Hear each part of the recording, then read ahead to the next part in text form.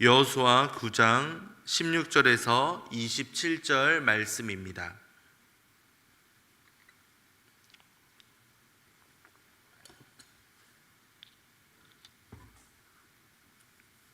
16절에서 27절 교독하겠습니다. 그들과 조약을 맺은 후 사흘이 지나서야 그들이 이웃에서 자기들 중에 거주하는 자들이라 함을 들으니라.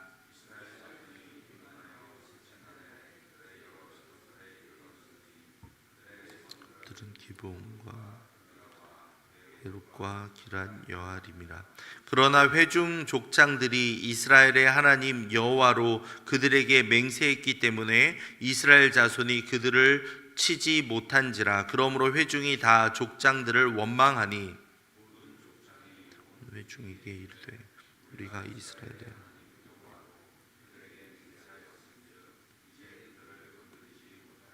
우리가 그들에게 맹세한 맹약으로 말미암아 진노가 우리에게 임할까 하노니 이렇게 행하여 그들을 살리리라 하고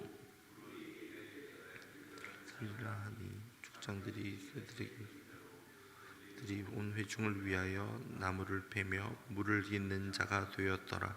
여호수아가 그들을 불러다가 말하여 이르되 너희가 우리 가운데에 거주하면서 어찌하여 심히 먼 곳에서 왔다고 하여 우리를 속였느냐.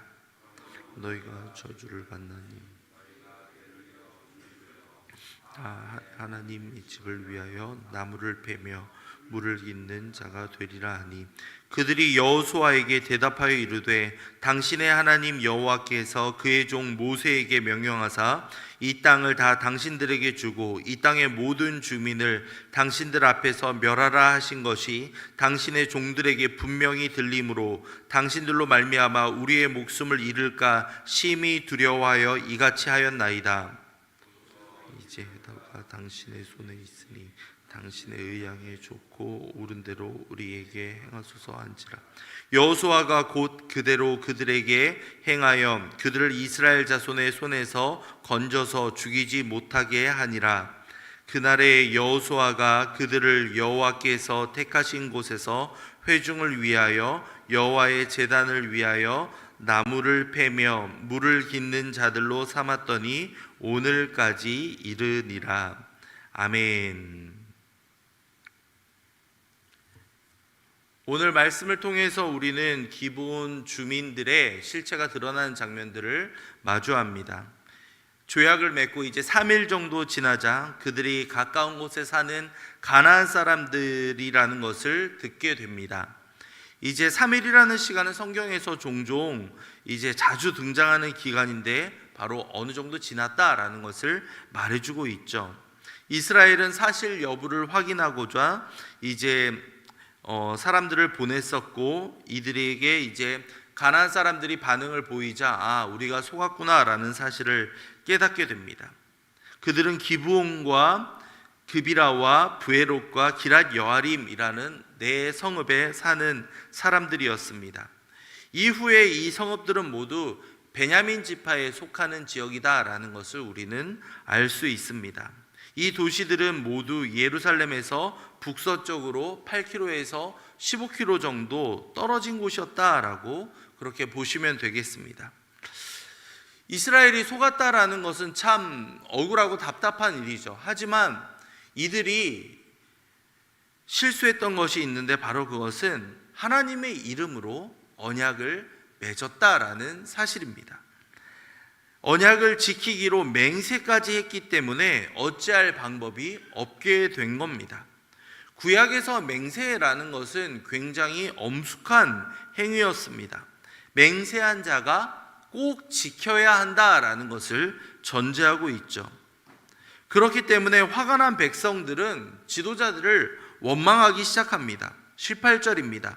그러나 회중 족장들이 이스라엘의 하나님 여호와로 그들에게 맹세했기 때문에 이스라엘 자손이 그들을 치지 못한지라. 그러므로 회중이 다 족장들을 원망하니 라고 기록되어 있습니다. 화가 난 백성들의 원망 참 익숙하지 않습니까? 여호와께 물어보지 않고 다급하게 결정했던 그 모습이 이제 이들에게 원망의 요소로 다가왔던 겁니다.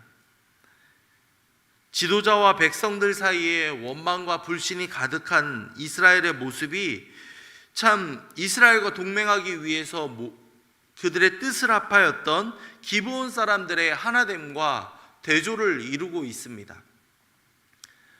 어제 보았듯이 9장 첫 부분에서 하나님을 두려워할 필요가 없는, 어떻게 보면 하나님과 거리가 멀어 보이는 기브온 이 사람들이, 주민들이 하나님을 두려워했고 어떻게든 지혜를 짜내어서 하나님께 이스라엘과 그들에게 이제 동맹을 맺으려고 했던 모습, 반면에 여호수아와 지도자들은 이들과 함께 하나님의 뜻을 구하지 않고 어리석은 판단을 저질렀습니다.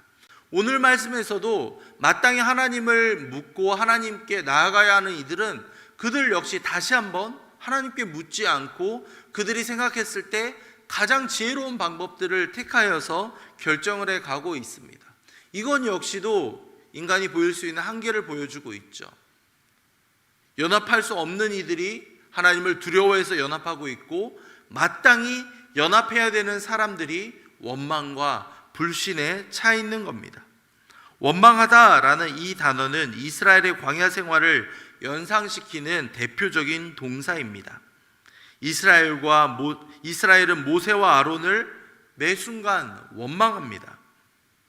하지만 이제 상황이 바뀌었죠. 광야에서의 그 백성들의 잘못이 있었고 지도자들이 옳았다면, 이번에는 백성이 올바른 선택을 하고 지도자들이 잘못을 범하고 맙니다. 원망하는 그 이유, 바로 잘못된 계약 때문입니다. 이제 이들은 기브온 주민들이 가나안 사람들임을 알매도 불구하고 그들의 손을 댈 수 없게 되었던 겁니다. 백성들은 분노하고 이들을 달랠 수 있는 방법들을 고민한 끝에 이야기하고 있죠.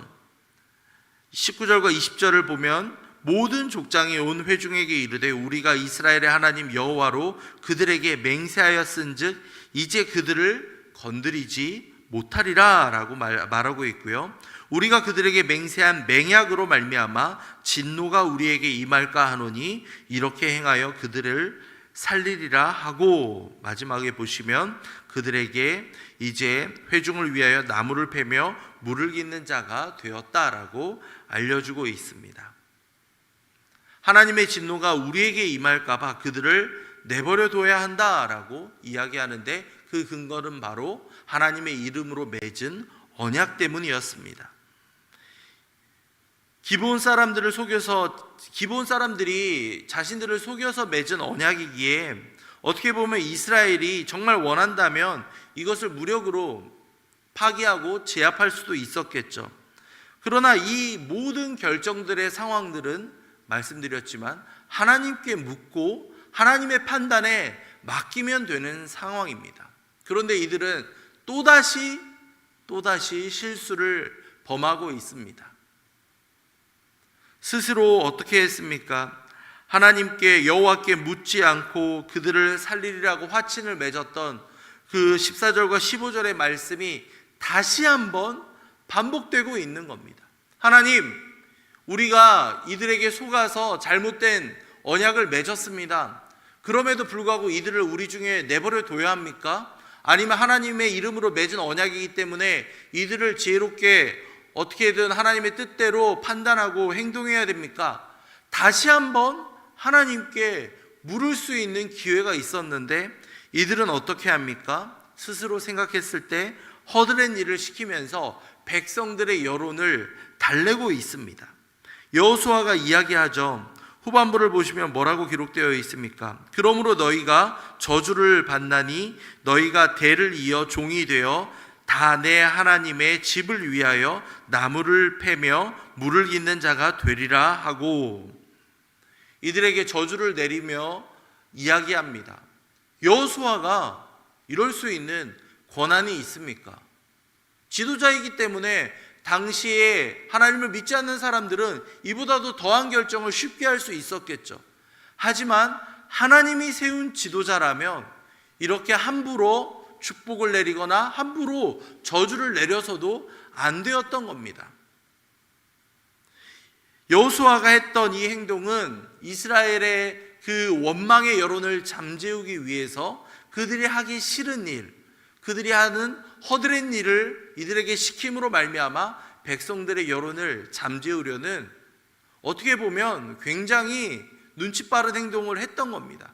하지만 그 모든 가운데에, 결정하는 가운데 여호와께 물었더라, 여호와께 기도하였더라라는 표현은 어디에도 등장하지 않고 있는 겁니다. 결국 어떻게 됩니까? 그 모든 상황들은 이제 24절을 보면 그들이 여호수아에게 대답하여 이르되 당신의 하나님 여호와께서 그의 종 모세에게 명령하사 이 땅을 다 당신들에게 주고 이 땅의 모든 주민을 당신들 앞에서 멸하라 하신 것이 당신의 종들에게 분명히 들림으로 당신들로 말미암아 우리의 목숨을 잃을까 심히 두려워하여 이같이 하였나이다. 가장 두려워해야 하는 이스라엘 백성들은 하나님을 정작 두려워하지 않았는데, 이방에 살고 있는 하나님의 소문을 들었던 기브온 주민들은 여호와를 두려워하여서 어떻게든 살아남기 위한 방안을 생각해냈던 겁니다. 여호수아가 그들에게 이제 이스라엘 자손의 손에서 건져서 죽이지 못하게 하리라 하고 결국에는 그들에게 나무를 패며 물을 깃는 일을 시키게 되죠. 이 저주를 내리는 그 모든 장면, 그리고 하나님의 집을 섬기게 하는 장면을 통해서 우리는 이 모든 상황 가운데 과연 여호수아가 하는 행동이 옳을까? 그리고 하나님께서는 왜 계속 침묵하고 있으신가 궁금할 수밖에 없습니다. 당시에는 아직 성전에 대한 모습이 이루어지지 않았기 때문에 성막을 말하는 걸 겁니다. 하나님의 집이다 라고 하면 성전이 없기 때문에 실로 같은 곳에 있었던 하나님의 장막을 의미하고 있습니다. 이들은 결국 이제 하나님의 집에 기브온 족속들이 함께 거주하면서 하나님의 영향권 아래 있게 됩니다. 이들은 분명 가나안 사람들이었기 때문에 이스라엘 사람들에게 부정적인 영향을 끼칠 수 있었지만 결과적으로 어떻게 됩니까? 여호수아가 저주받은 기브온 사람들로 말미암아 가장 반대로 하나님의 거룩한 곳, 하나님의 임재가 분명히 있는 곳에 저주받은 사람들이 존재하게 됩니다. 나무를 패고 물을 기르는 일을 하였다라고 계속해서 21절과 23절과 27절에 반복되어 나와 있습니다. 결국 하나님의 집에서 온갖 험한 일을 하면서 그것을 섬기는 일을 맡게 되었다라고 우리에게 말씀하고 있죠. 이 상황들을 통해서 우리가 알 수 있는 것은 무엇입니까? 이스라엘 사람들 중에서 이제 기브온 출신들을 보면서 이제 이 상황들이 다시 한번 언급되는 장면이 나오는데요. 느헤미야를 보면요, 기브온 출신 사람들이 다른 유다 사람들과 함께 무너진 예루살렘 성벽을 재건하는 장면이 느헤미야 3장에 등장합니다. 이때 바로 함께 했던 사람들이 바로 기브온 사람들로서 포로기 이후에도 이스라엘 사람들 가운데 거주했다라는 것을 분명히 알 수 있습니다. 이들이 이후에 이스라엘에 흡수되었다라는 것을 말해주고 있죠.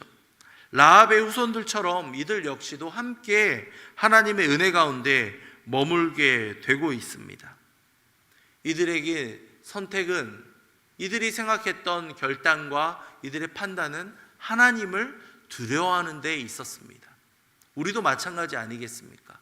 하나님을 두려워하고 하나님의 은혜 가운데 머물고자 하는 마음이 있다면 하나님께 매달리며 주님 앞에 나아가야 하는 겁니다. 여호수아는 그것을 놓쳤기에 자신의 민족들의 올무가 되는 실수를 저질렀고, 반대로 이방 민족이라 할지라도 하나님을 두려워하며 나아간 이들에게는 놀라운 은혜가 계속해서 임하였다라고 성경은 우리에게 알려주고 있습니다. 선민사상을 가지고 우리 민족이, 우리 혈통이, 우리 집안이 이런 생각을 가지는 것이 아니라 우리의 자녀들과 대대 후손들이 하나님을 두려워하며 하나님을 경외하는 마음으로 살아갈 수 있도록 우리는 계속해서 기도해야 하는 겁니다. 하나님을 두려워하는가? 세상을 염려하는가? 이것이 바로 그 사람의 분명한 갈림길을 만들어줍니다. 하나님을 두려워하는 이들은 하나님을 의식하며 하나님이 기뻐하시는 길로 걸어가게 되어 있습니다. 반면에 세상을 두려워하는 이들은 세상이 원하는 길로, 세상이 즐거워하는 그 가운데에서 잠시 잠깐의 만족과 유익을 위해 살아가게 되어 있습니다. 오늘 말씀을 보면서 우리 삶을 비추어 보면 좋겠습니다. 나는 과연 하나님을 두려워하고 있는가? 하나님을 통하여서 진정한 은혜를 누리기 위해 하나님 앞에 매달리고 있는가? 우리 자신을 함께 점검하며 기도하면 좋겠습니다. 주님, 우리가 혹시라도 하나님이 아니라 다른 무언가를 두려워하고 무언가로 인하여서 기쁨을 누렸다면 그 모든 것들을 내려놓고 회개하기 원합니다. 하나님을 가장 두려워하면서도 가장 사랑할 수 있도록 우리의 마음을 변화시켜 주시옵소서. 이렇게 함께 기도하도록 하겠습니다. 주님의 그 두려워하는 마음으로 말미암아 더욱더 주님을 바라보며 경외하며 기뻐할 수 있는 우리 모두가 되기를 간절히 소망합니다. 이 시간 말씀을 생각하며 기도할 때 주님, 하나님을 가장 두려워하겠습니다. 하나님을 의식하며 살아갈 때 주님을 더욱더 기뻐하며 그 안에서 진정한 평화를 누릴 수 있도록 인도해 주시옵소서. 함께 기도하겠습니다. 이어서 교회와 담임 목사님을 위해 함께 기도할 때에 대부흥 전도주일과 그리고 정교인 전도의 날이 있습니다. 대부흥 전도주일은 다음 달 26일 주일에 있고요. 정교인 전도의 날은 이번 주입니다. 이번 주 토요일 오전 10시 30분에 있습니다. 이 전도 시간을 통하여서 우리가 한 영혼의 소중함을 깨닫게 해주시옵소서. 우리에게 임한 구원의 은혜가 얼마나 큰지 감사할 수 있도록 도와주시옵소서. 함께 기도하겠습니다. 다음 주에 있을 말씀대 부흥회를 위해서도 기도하겠습니다. 말씀 앞에 다시 한번 우리 자신을 되돌아보며 말씀을 통한 도전과 회복의 은혜가 있게 해주시옵소서. 함께 기도하겠습니다. 오늘 있을 화요 전도팀을 위해서도 기도해 주시기 바랍니다. 복음을 들고 나아가는 전도팀원들 한 명 한 명 가운데 주님께서 함께 역사하시며 이 지역 주민들에게 하나님을 증거할 수 있도록 우리 교회를 통하여서 하나님 나라가 점차 확장되어 갈 수 있도록 아버지 도와주시옵소서. 함께 기도하겠습니다. 마지막으로 담임 목사님을 위해 기도할 때에 우리 목사님 날마다 강건하게 붙잡아 주시며 능력 위에 능력을 부어 주시옵소서. 맡겨진 사역들 잘 감당할 수 있도록 주님께서 역사해 주시옵소서. 함께 기도하신 이후에 각자 가지고 오신 기도 제목으로 기도하고 돌아가겠습니다. 기도하겠습니다. 사랑과 자비가 넘치시는 하나님